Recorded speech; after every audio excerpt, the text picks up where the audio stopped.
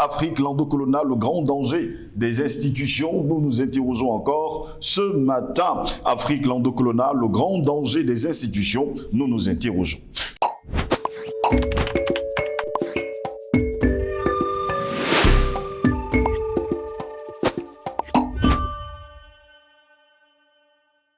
Mesdames, Messieurs, bonjour, très heureux de vous retrouver sur Panafricaniste TV, la chaîne de télévision des panafricanistes qui vous apporte le meilleur de l'information sur un plateau d'or.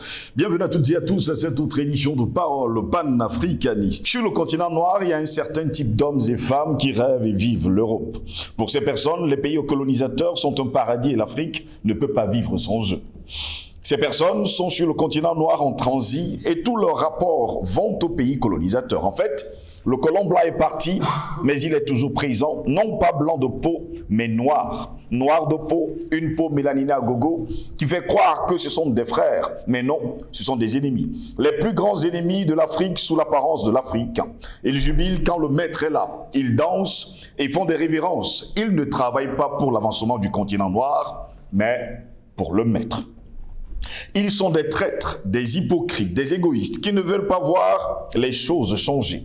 Oui, ces hommes et femmes n'aiment pas le changement. Quand les Africains nationalistes, panafricanistes et patriotes crient à la liberté, pour eux, c'est un scandale.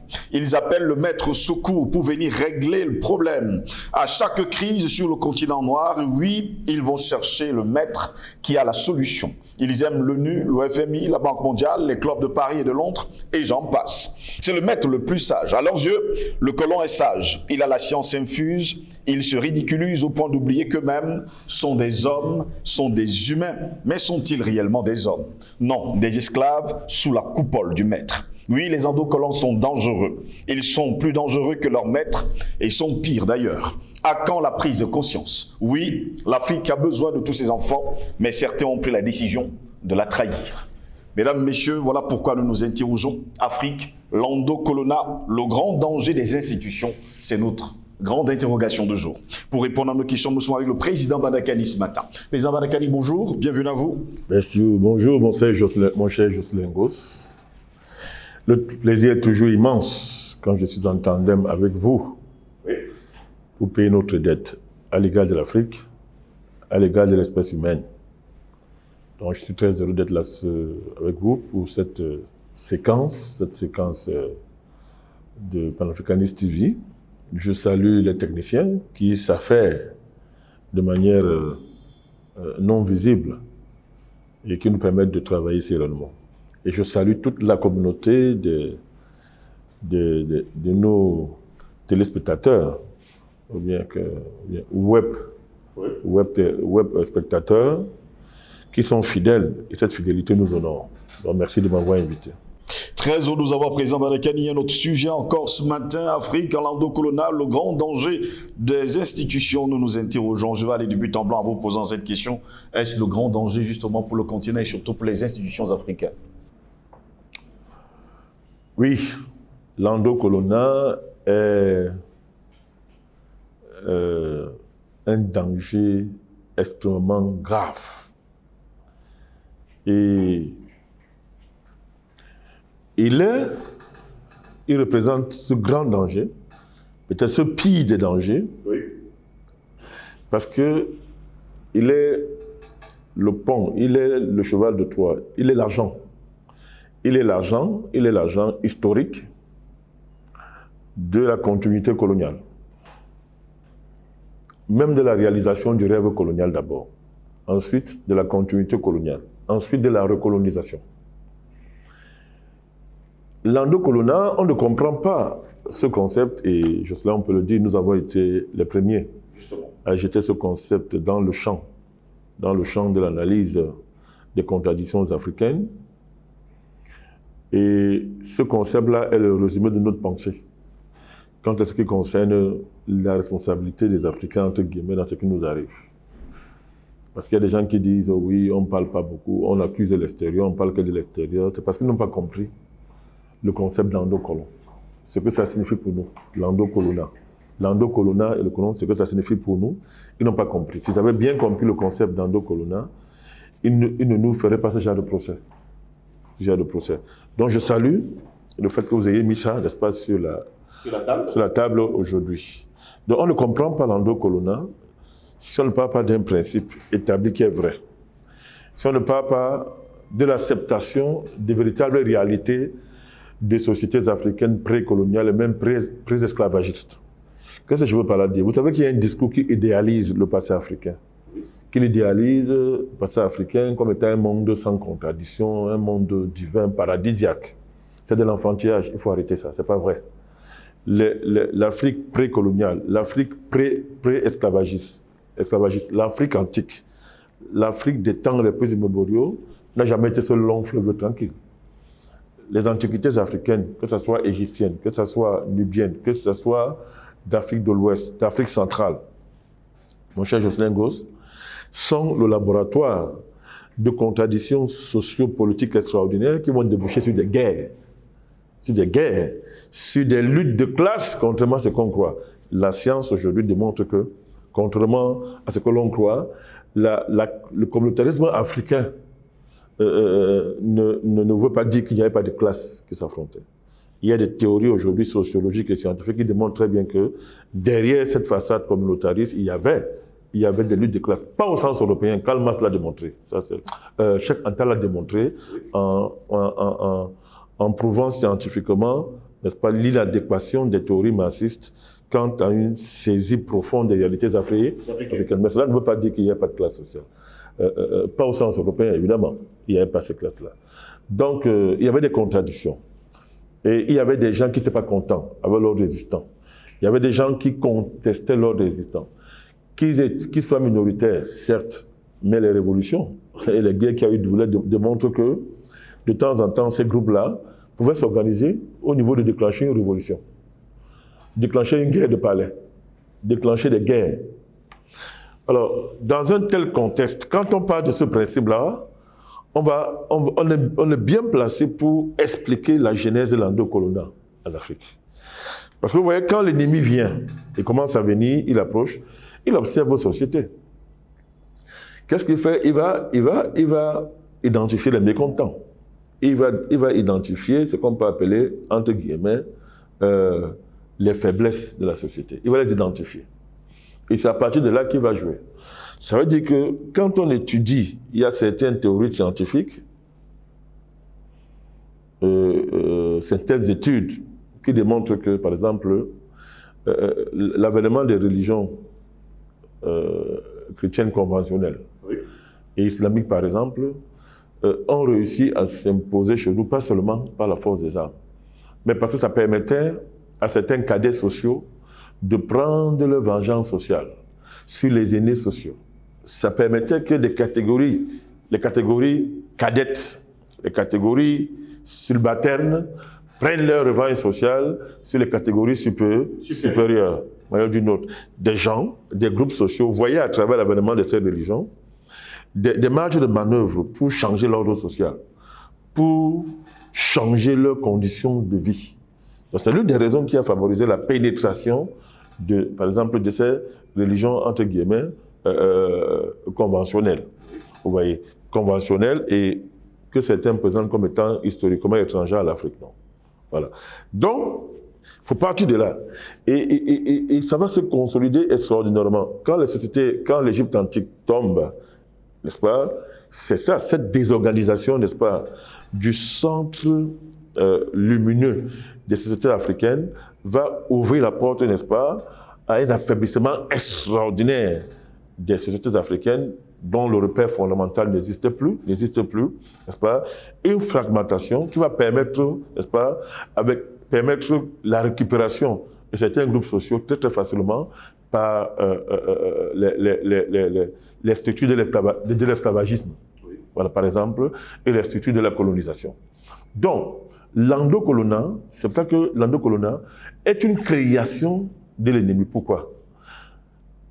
L'existence de mécontentement, l'existence de contradictions est une chose, Jocelyn Gosse. Oui. Mais la création d'une classe endocoloniale est autre chose.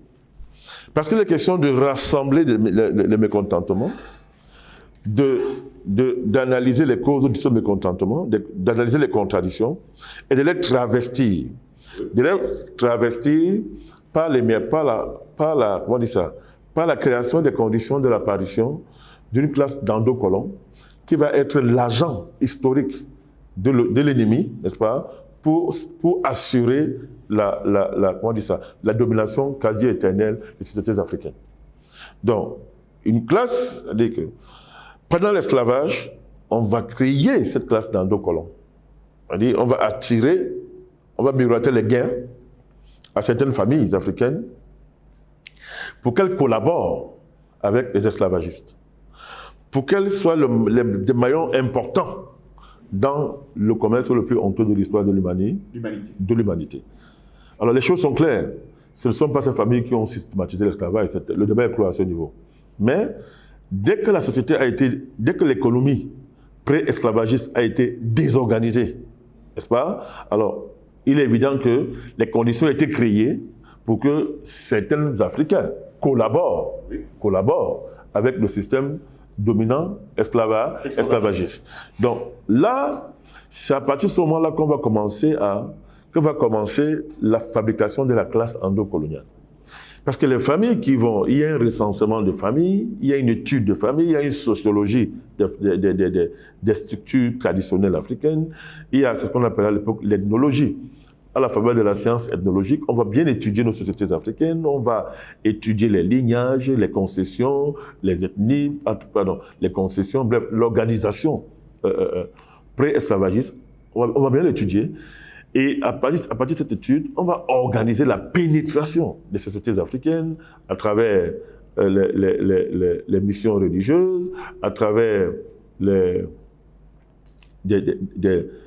missionnaires qui venaient explorer, soi-disant, les explorateurs, n'est-ce pas?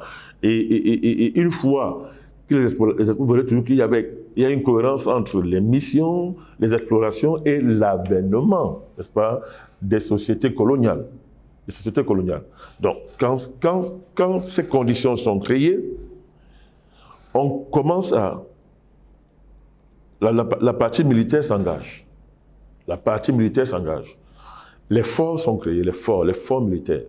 Après, on passe par des garnisons militaires, des quartiers militaires, un peu même des cités militaires et des bases militaires qui sont n'est-ce pas, placées dans des lieux stratégiques du continent. Donc, le mariage entre le militaire, le missionnaire et comment on dit ça, comment on appelle ça, l'aventurier économiste, le colon, parlons comme ça, le commerçant colonial, le trafiquant colonial, parce que c'est pas ça du commerce, oui. Le trafiquant colonial, donc l'alliance entre la religion, la science ethnologique, l'économie coloniale et la puissance militaire vont mettre en place une structure, un ordre politique, n'est-ce pas, qui, maintenant, il est établi, va organiser la sélection et la fabrication, mon cher Jocelyn, de ce qu'on appelle l'endocolonial. C'est-à-dire un groupe de personnes qu'on va d'abord enrichir, n'est-ce pas, sur la base de la collaboration, de la trahison de ses frères. Oui. On va le déciviliser, c'est-à-dire on va lui faire un lavage de cerveau. On va le convaincre par tous les moyens, n'est-ce pas, les moyens mystiques, l'enrôlement dans des structures religieuses coloniales, l'enrôlement dans des sociétés secrètes, ésotériques coloniales, n'est-ce pas, qui étaient déjà là. On va donc, c'est-à-dire, complètement, comment dire ça, c'est même plus que l'aliénation, on va créer un être nouveau qui est noir de peau, mais qui est complètement transformé de l'extérieur. Sa mentalité, sa moralité, ses réflexions, ses intérêts économiques qui vont conduire à des intérêts culturels et sociétaux n'auront plus jamais rien à voir avec l'avenir et le destin du continent africain. Donc, c'est comme ça que des familles africaines ont commencé à intégrer le système économique esclavagiste, n'est-ce pas, colonial et néocolonial. Ils vont être des acteurs, n'est-ce pas, des acteurs majeurs de ces processus esclavagistes et coloniaux qui se traduiront pour eux par des gains extraordinaires, des positions de pouvoir. de positions de pouvoir. Donc vous allez voir une montée en hiérarchie. Comme ça qu'on va bouleverser les structures traditionnelles existantes, on va bouleverser l'ordre existant et des nouveaux notables, de nouvelles élites vont émerger comme en guerre contre le système de gouvernement traditionnel existant ou préexistant à l'avènement de l'esclavage ou bien de la colonisation. Donc, ce sont ces élites-là qu'on va recruter dans les sociétés secrètes, à qui on va donner les moyens. Pour la plupart, les enfants vont être envoyés en Europe, n'est-ce pas? Déjà à l'époque lointaine, commençait très loin, à l'époque lointaine, à aller fréquenter dans les universités européennes. Quand ils reviennent, ils viennent pour commander ce qu'ils ont laissé. Donc, c'est ce long commerce qui est très vieux, qui est quasi millénaire. C'est ce vieux commerce, n'est-ce pas, qui a profondément la trahison du continent africain et le fait de sceller un pacte avec le blanc, à savoir ne jamais trahir les intérêts occidentaux. Vous devenez pratiquement un soldat au service de la cause occidentale. C'est cette race-là qui vont prendre le pouvoir dans beaucoup de pays africains en faveur des combats indépendantistes. C'est cette race-là qui vont profiter du trucage des lignées traditionnelles de chefs, ou bien des lignées traditionnelles de notabilité et des systèmes de direction des sociétés africaines. Vous savez qu'il y a le modèle centralisé traditionnel. Parlons comme ça, les modèles non centralisés. Certains vont dire société acéphale. Je n'aime pas ce mot. Il n'y a pas de société acéphale. Les modèles non centralisés de gestion traditionnelle. Donc, à partir du moment où on bouleverse cet ordre-là, ces endocolons nouveaux émergent. On va aller jusqu'à truquer, comme je disais, la chefferie traditionnelle, en imposant les vrais chefs, en détruisant la continuité des lignées authentiques pour les remplacer par des lignées factices. C'est l'avènement des chefferies administratives, des chefferies supérieures administratives. On ne sait pas ce que ça veut dire. Et de la destruction, n'est-ce pas, des chefferies pour les remplacer par ce qu'on appelle aujourd'hui chefferies de premier degré, de deuxième degré, troisième degré, tout ça et consorts. Donc, au niveau traditionnel, on fait émerger une lignée, une génération d'élites, de fausses élites endocoloniales. Au niveau économique, on fait émerger des lignées, de nouvelles élites économiques endocoloniales, au niveau culturel, au niveau religieux, au niveau sociétal, c'est-à-dire au niveau du sport, des arts, tout ça, et voilà donc là, c'est ce que j'appelle la classe endocoloniale qui a émergé. Elle est très structurée aujourd'hui en Afrique. Elle est très structurée. Ils ont des codes, ils ont des secrets, ils ont toutes des structures d'organisation informelles qui dépassent le cadre africain, dont les bases même sont en Europe. Il est facile pour eux d'avoir des maisons en Europe, ils sont au cœur de réseaux en Europe, ils vous ouvrent les portes en Europe comme s'ils étaient dans leur pays, mais sur la base de cette trahison. Donc, les gens comme les Alassane Ouattara, les gens comme les Bazoum, les gens comme toute notre élite politique, intellectuelle, sociale et culturelle sont les descendants de toute cette race-là. Leurs généalogies sont connues. Même sur le plan généalogique, on peut remonter. On peut remonter sur 1000 ans pour voir comment des familles ont été sélectionnées.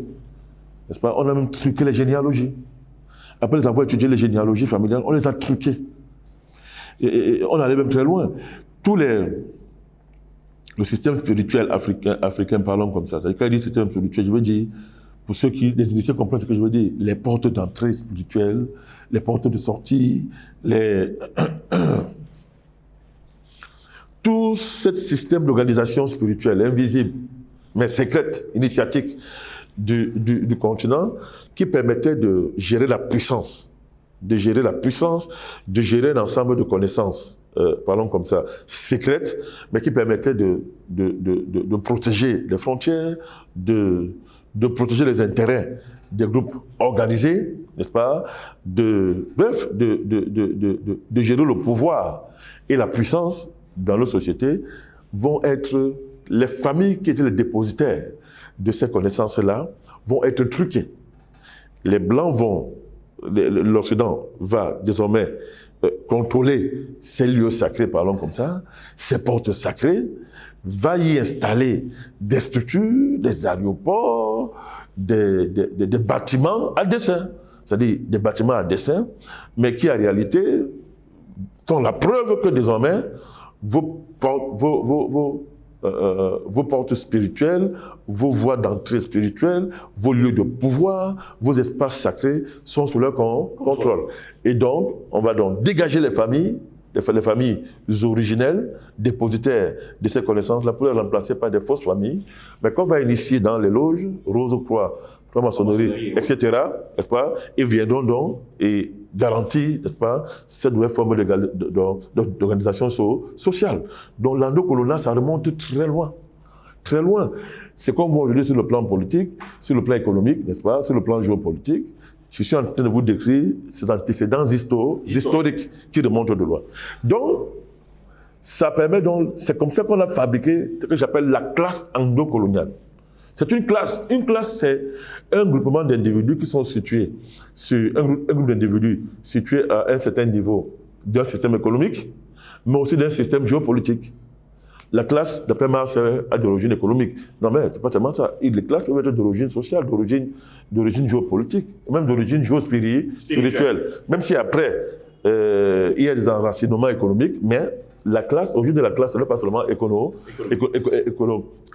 économique. Donc, cette classe-là a une forte conscience d'elle-même. Forte conscience d'elle-même parce qu'elle a des intérêts, elle a des privilèges. Et tous ceux qui ont des privilèges ont une forte conscience de conservation de leurs privilèges. Tout fait pour ne pas leur perdre.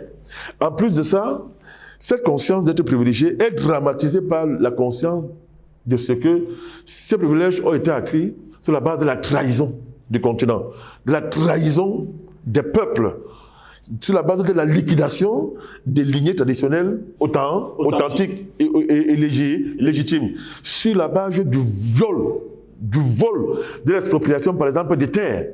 Des gens qui n'avaient pas de terres, parce que dans la tradition africaine, on va en parler tout à l'heure, je crois qu'on a le sujet sur lequel on reviendra là-dessus, on ne vend pas la terre. Mais des gens, le nouveau système qui va régir la terre, n'est-ce pas, va profiter à des privilèges, à des privilégiés qui hier n'avaient pas de terre, n'étaient même pas, parlons comme ça, des notables, mais qui vont devenir des grands propriétaires terriens, vont devenir très riches, ils vont avoir des terres.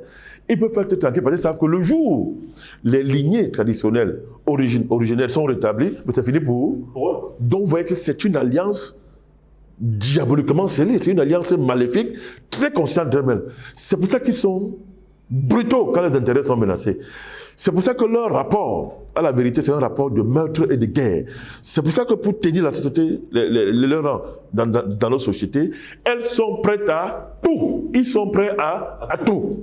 Ouattara est la figure la plus achevée de cette classe endocoloniale aujourd'hui, au XXe, XXIe siècle. Mais il n'est pas le seul. Il n'est pas le seul. On a dans l'histoire les gens comme les Yadema, les Bokassa. Bon, on peut nuancer les Bokassa. Au Cameroun, on a eu ça dans une certaine mesure, parlons comme ça, avec les ojulatistes qui sont arrivés au pouvoir, même s'il y en a qui se sont convertis après, qui ont fait les esprits après. Toute la classe politique de l'UNC, par exemple, au Cameroun, était basée sur ce type de rapport, sur ce type de cooptation, sur ce type de ce modèle de sélection. Donc c'est comme ça, dans la prêtrise, ça se passait pareil, dans les histoires, même dans toutes les religions. Tout ça était bien coordonné, c'est-à-dire que partout, il fallait qu'il y ait de l'endocoloniat. C'est ce que j'appelle une classe organisée, consciente d'elle-même. Donc aujourd'hui,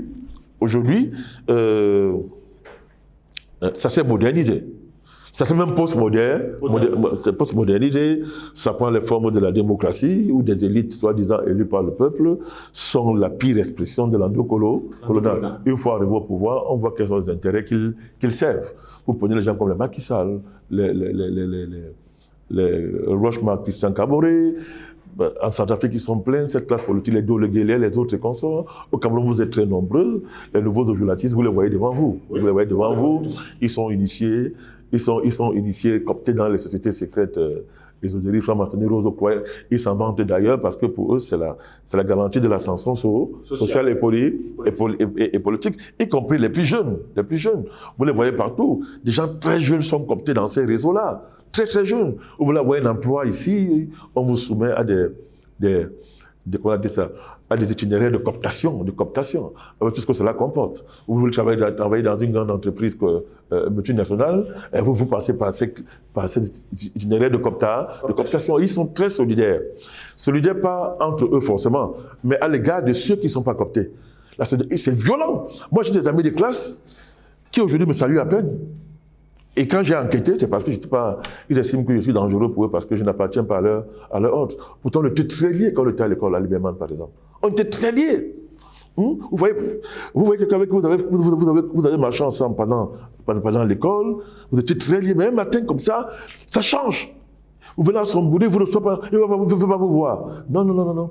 La rupture vient de ça. Vous n'avez plus rien de commun, à tout point de vue. Le gars est transformé, parce que dès qu'on l'a coopté dans les autres, on l'a transformé. Désormais, il est conscient de ses intérêts. Vous êtes un danger pour lui. Et là, il n'y a pas d'histoire de noir là-dedans. Là. Non, il n'y a pas de noir là-dedans. Non, il n'y a rien à voir. L'identité est basée sur les appartenances ésotériques et un stock d'intérêts qu'on est censé défendre et promouvoir. Donc, c'est en train de se généraliser dans les sociétés africaines aujourd'hui, qui sont prises sur la férule du chômage, du mal-vivre, de la misère organisée et tout. Les gens sont prêts à tout. Et cette race endocoloniale se renforce. Elle a dans ses hiérarchies internes, elle a son sommet. Elle a son sommet, ses élites. C'est tout cela qui appartient à ses familles. Prenons l'exemple du Sénégal. Un certain Blaise Diagne. Blaise Diagne, c'est l'ancêtre de Senghor. Et continuez, vous allez voir, les Macky Sall. Vous êtes même surpris de voir que même les gens comme les Wade, qui ont fait semblant d'être opposants, mais sont dedans. Vous voyez comment son fils sera dedans. Prenons une figure comme Fred Boigny. C'est-à-dire que Fred Boigny, c'est un des prototypes extraordinaires. Il commence une bonne carrière syndicale. Il est un patriote sincère. Mais après, il est retourné, il détruit le RDA, le Rassemblement démocratique africain, et il devient le quasi-dieu que nous avons encore connu. Mais lui, il était au sommet de la hiérarchie parce qu'il a été ministre. Ils ont été ministres en France, députés, ministres en France. Donc, dans le milieu, ce sont des totems. Ce sont des références extraordinaires. On entretient ça, Justin Gos. On entretient ça. On fait tout pour que ces figures mythiques, totémiques, soient sauvegardés et préservés comme étant des modèles à suivre absolument. Pas la nouvelle génération d'endocolonats qui vont pour la plupart soit venus du FMI, soit d'une grande banque étrangère, européenne. On va le présenter comme étant un génie de la finance, un expert intelligent. Il y a un là maintenant qui monte en puissance en Côte d'Ivoire, Tidjane Thiam. Vous voyez, c'est-à-dire que c'est ce type de coterie qui est fabriqué. Alors on peut coopter les gens. Ton père peut ne pas avoir fréquenté ces milieux, ton ascendance peut ne pas avoir fréquenté ces milieux, mais toi on te coopte. Quand à la faveur d'une carrière brillante, à un moment donné, te convainc que non, tu n'as rien compris, pour continuer, entrer, et tu entres dedans. Ils ont des façons de se comporter, une manière de vivre, de parler. Ils ont un way of life. Observez-les bien, qui n'ont rien à voir avec la majorité, avec la vie du peuple, de la majorité de la population, qui est la victime de leur système. Donc, il est important de connaître ça. Il y a l'histoire de l'endocolonat, il y a ses coutumes, ses religions, ses manières de faire, ses usages, qui consacrent une hiérarchie dans l'endocolonat, avec les figures totémiques, les grandes familles endocoloniales, les figures totémiques, n'est-ce pas, qui ont des enfants, qui ont de la descendance, une généalogie de la descendance. On voit ça part de père en fils, de génération en général. Maintenant, il y a ce qu'on appelle l'endocolonat de la périphérie. La périphérie, ces gens qui ne sont sans nom, parlons comme ça, sans fortune, mais qu'on copte pour jouer des sales rôles.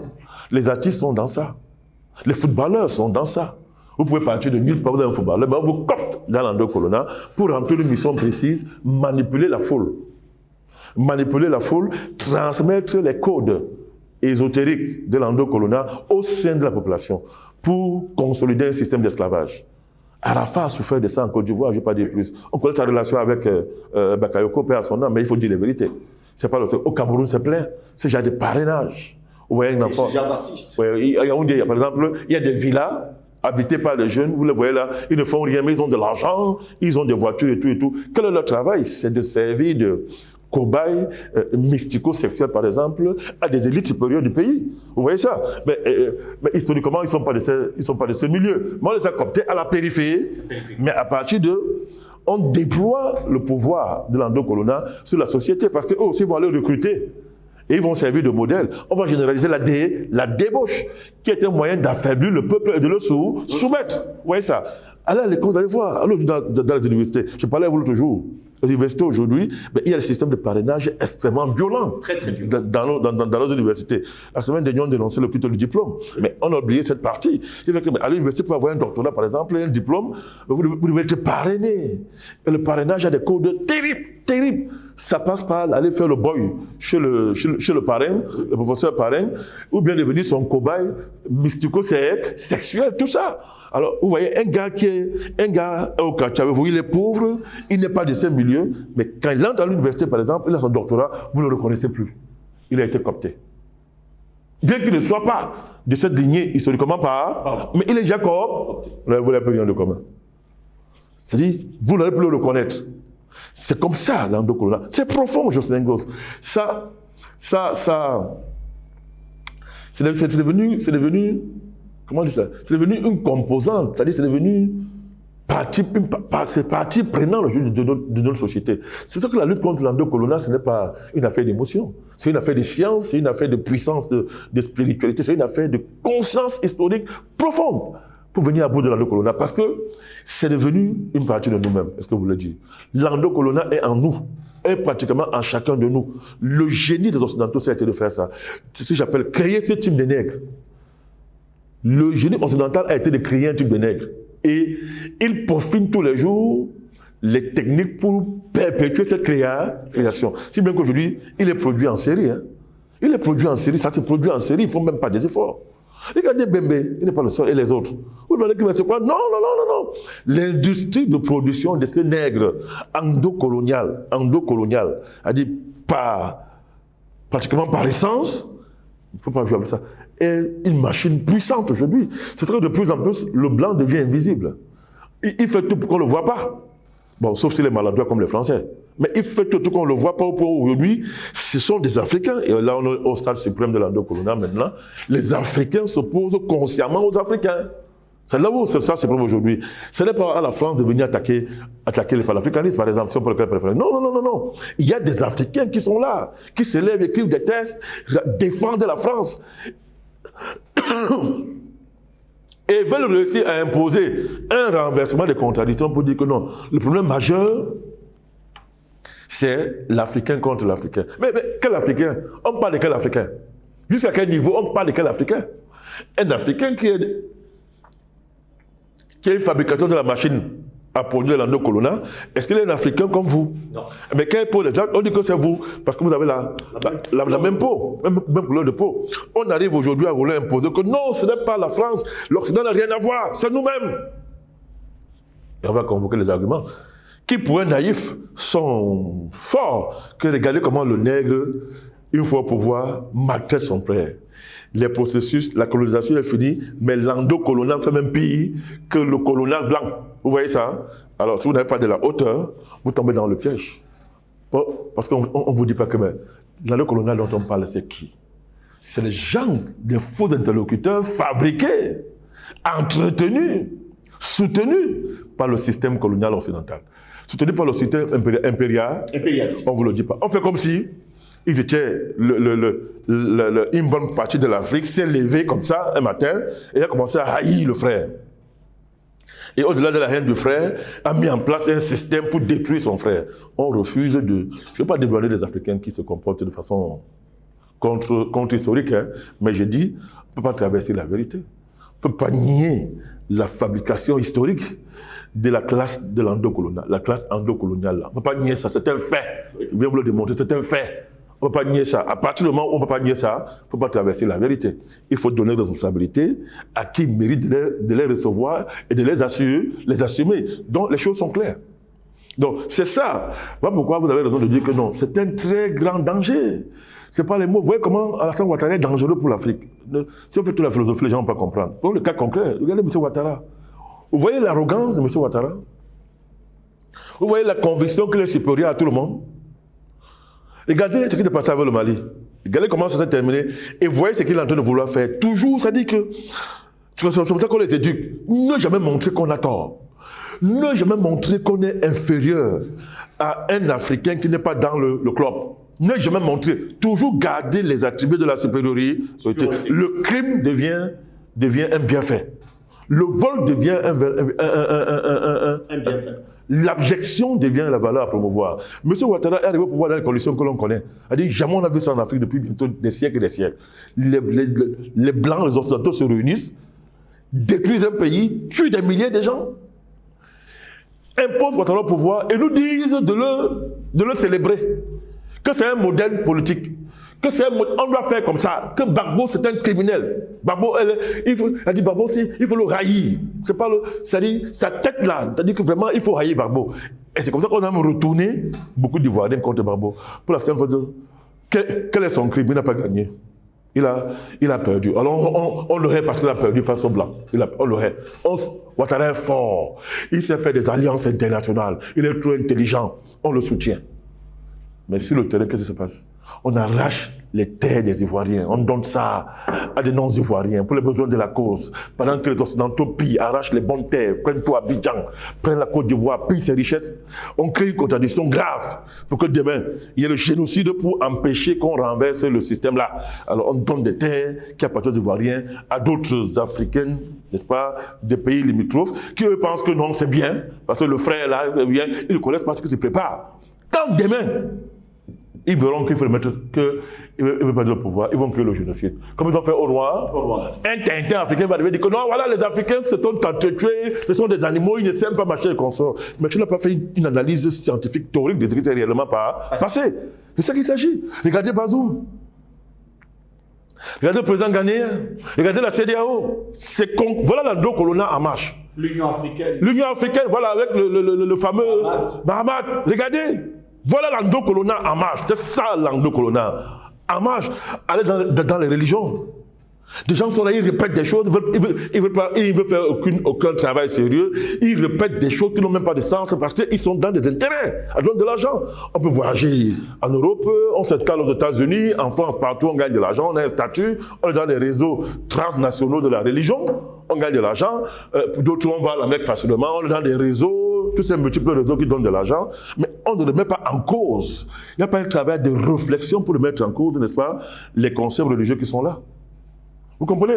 Ça, c'est l'endo-colonial religieux. Vous voyez ça? Donc, partout, vous allez en sport, vous voyez ça. Vous voyez qu'un pays comme le Cameroun, par exemple, n'a pas de championnat national. Mais il a une équipe nationale qui est forte, par miracle. Dès qu'il y a un match, on prend le taxi, on met partout en Europe, on ramasse les joueurs internationaux, ils viennent jouer. Donc, ça finit, et chacun va dans son club. Le championnat local n'existe pas. Ça, c'est l'endo-colonial. Qu'est-ce que vous croyez? Et à partir de là, on vous déstabilise en un temps record, comme un jeu. Parce qu'on fabrique des types de monstres, de faux héros, qui à un moment donné, deviennent un problème pour la société qui les a générés. Ah oui, et souvent, ce n'est pas de leur faute, parce que vous créez un monstre, c'est défend, hein, parce qu'il n'a pas demandé à naître. Vous avez mis en place un système sociétal qui produit ce type d'individus. Regardez en musique. Pareil en musique. C'est un gosse. Partout, vous allez voir ça. En musique, dans les métiers, même où les gens, c'est profond dans les métiers, les gens dénaturent les savoir-faire multimillénaires hérités de nos lointains ancêtres et tout. On dénature ça parce qu'on est au service des Blancs. Regardez le trafic qu'il y a autour de Macron dans l'histoire de nous remettre nos objets volés, culturels volés. Vous regardez ça? Vous voyez ça? La Chine Bembe, les Felmin ça, vante ça. Mais quels sont ces gens? Qu'est-ce qu'il y a derrière? Un trafic ignoble. Et le président du Bénin peut décréter même un férié pour accueillir un objet qui vient. Les femmes dansent avec les pagnes. Mais le trafic qu'il y a derrière, c'est terrible. C'est terrible. On se moque de vous. Terrible. Mais pourquoi? Parce que vous voyez très bien qu'on a infiltré les familles d'artisans, les familles de forgerons, les familles qui étaient consacrées à des métiers sacrés et qui ont développé des savoir-faire extraordinaires. On a infiltré ça. Tout ça, on veut détruire ça juste. Même ce qui en reste aujourd'hui. Les griots, comment on dénature les griots? Les majors de musique dans le monde récupèrent les griots, on les dénature, on tue ça. C'est l'endo-colonial. Et pas seulement vrai en politique, non. C'est global, c'est holistique, c'est une démarche holistique pour détruire le continent africain. Pour détruire déraciner les peuples. Parce que le but à terme, pour bien comprendre l'aboutissement ultime de l'endocolona, n'oubliez pas le projet mondialiste à la fin. La destruction de l'espèce humaine, tel que vous et moi nous l'avons connu historiquement. Merci à vous, Président Badakali, d'avoir été avec nous ce matin. Mesdames, Messieurs, c'est ici que s'achève cette édition de Parole panafricaniste. Nous parlions justement de l'endocolona, un danger pour nos institutions. On espère tout simplement que vous avez appris. Au plaisir de vous retrouver très prochainement. Passez une agréable journée.